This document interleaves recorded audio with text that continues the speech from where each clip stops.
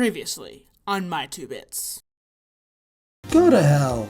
Oh, you just don't understand who you're dealing with. You fucking moron. God, you're so stupid. Hey, I wonder where I'm at now. Oh, what's that over there? Your name is Detective Dick Gumshoe. I see. Why are you whispering your answers? I have come to conquer first your channel, then this entire universe. You have not seen the last of me, Comic Sans. I shall return. Cause Sombra fucking loves stairs. Either that or maybe it's bigger on the inside. Also, I'm telling Text Typer that you swore. Yo a bit to the swear jar. But since it's on my channel, do I get to keep the money?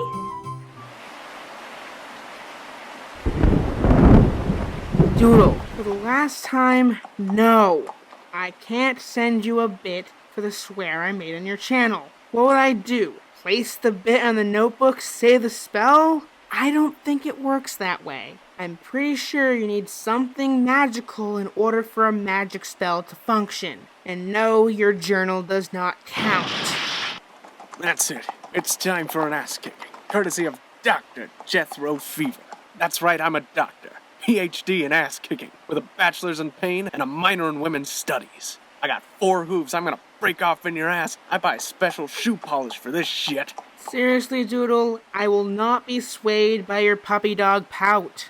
Seriously, I won't. Wait, what just happened? Oh, screaming supersonic sea serpents! You have got to be fucking kidding me. I had to live through a traumatic encounter with my evil self to get this fixed the first time. That is the straw that broke the pony's back. Which is exactly what I'm gonna do when I get my hooves on you, you little nuisance! You can have him after I rape his soul.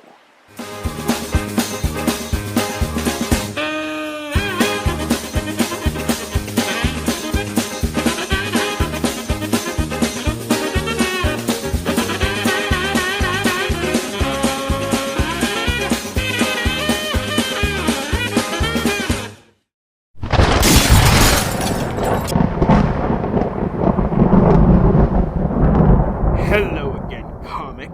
I saw an explosion and was just seeing if you were still alive. Well, it would appear that my revenge plan must still happen. Too bad. Wait, Serif, how the hey did you get in here? I did mention the explosion. There's a giant hole in your roof. To the breaker!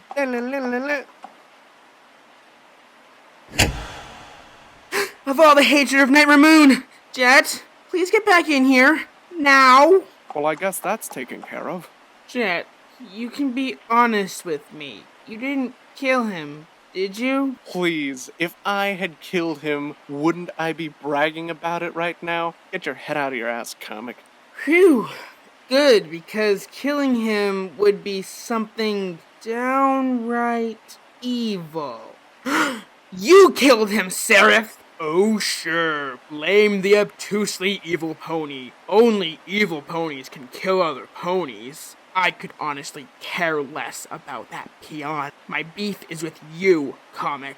I'd at least convince him to join my side and maybe steal something for me. I don't know. But I wouldn't kill him. I've actually only ever killed once, and those were unusual circumstances. Besides, your demon friend is more likely to be the murderer. His kind is known for killing.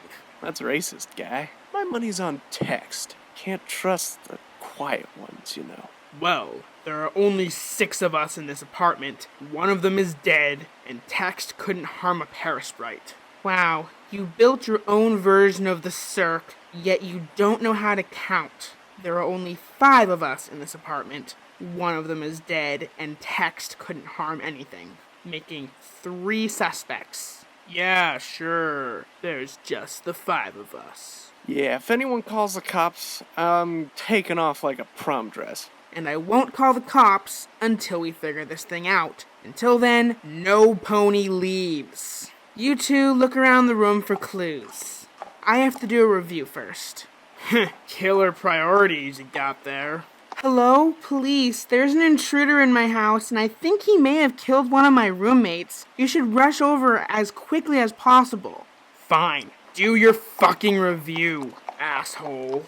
We got them spoilers, baby. Jet, I said to look for clues. I'm doing the review. Well, I guess that'll work for a spoiler alert. Let's get on with this review of Manehatten Mysteries, Part 1.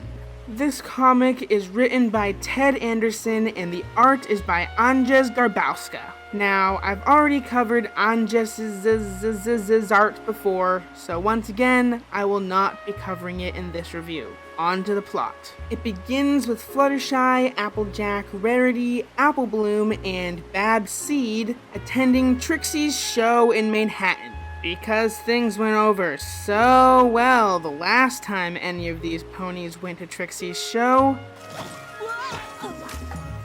No! Green hair! Not green hair! Though, to be fair, Fluttershy, Applebloom, and Babs were not in Ghostbusters.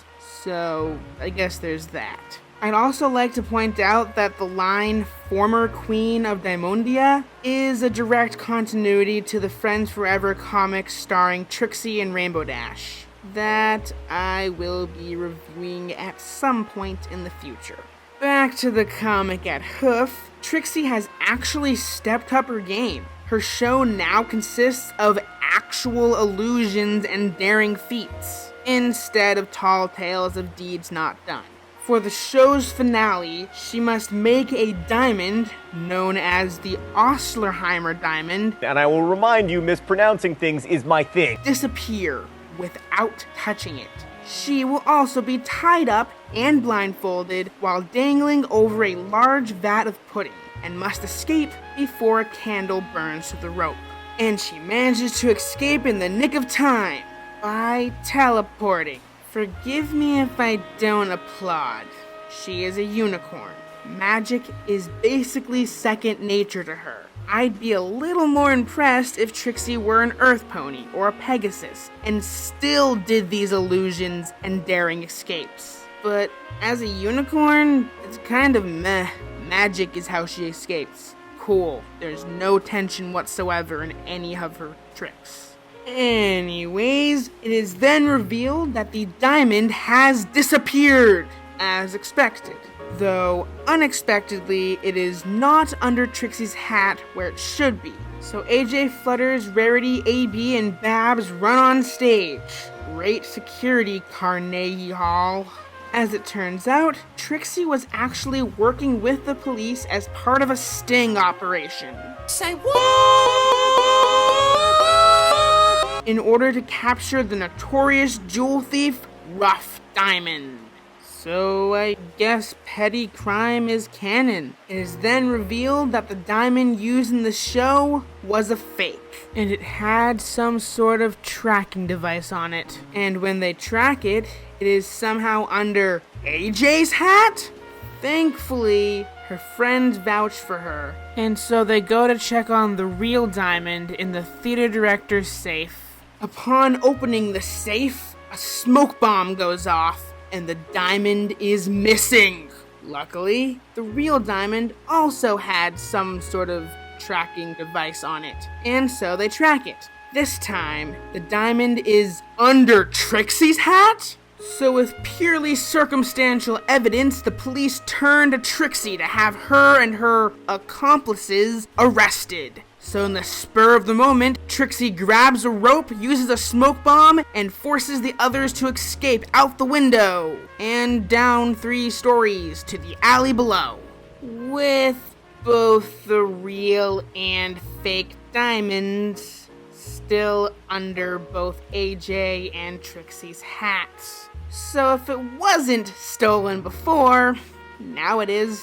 But as many action flicks can attest to, if you're trying to prove yourself innocent of one crime, any crime you commit while trying to prove your innocence don't count.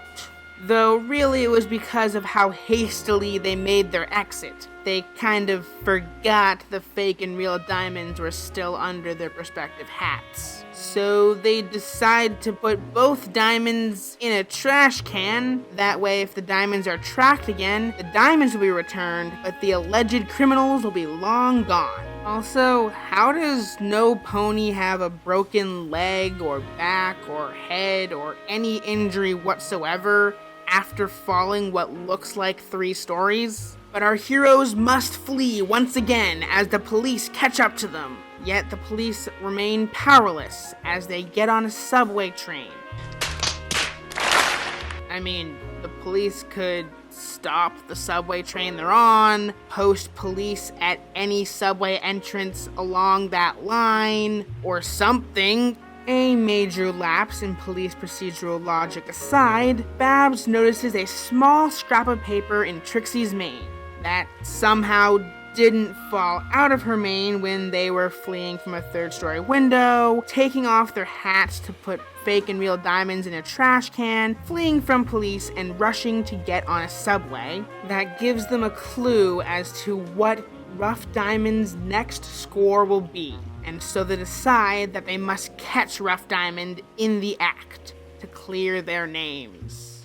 What could possibly go wrong? To be continued. I'd give this comic 6.5 Oslerheimer diamonds out of 10. It was an interesting setup to the whole whodunit plot, and even had some great continuity to not only the show, but other comics. Play the clip. Continuity! Though it did have a few contrived plot points and leaps in logic that wouldn't happen, like the police not stopping the subway cart or not getting hurt when they fell 3 stories to the ground. But besides those nitpicks, it was a pretty good setup to the arc. Well, that is my 2 bits on Manehatten Mysteries, Part 1. Tell me your 2 bits in the comments below. And while you're down there, why not suggest a possible future spoiler alert?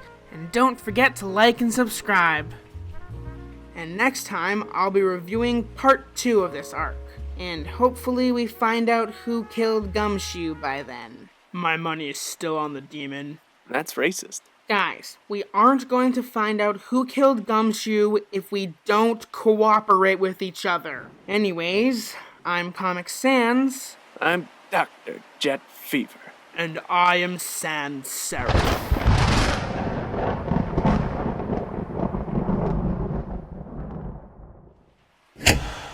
Great. Now we not only have to figure out who killed him, we have to find the body. Don't you dare try to leave, Serif.